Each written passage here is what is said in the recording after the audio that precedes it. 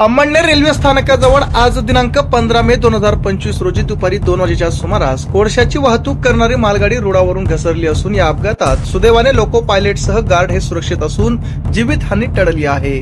भुसावळ कडून कोळसा घेऊन नंदुरबारकडे जात असताना अमळनेर रेल्वे स्थानकाजवळ हा अपघात झाला असून या अपघातात मालगाडीचे डबे रुळावरून घसरून पडल्यामुळे सुरत भुसावळ दरम्यान अपडाऊन मार्गावरील वाहतूक विस्कळीत झाली असून अपघातानंतर रेल्वेच्या अधिकाऱ्यांनी घटनास्थळी धाव घेत अपघातग्रस्त मालगाडी हटवण्यासाठी युद्ध पातळीवर प्रयत्न सुरू केले आहेत।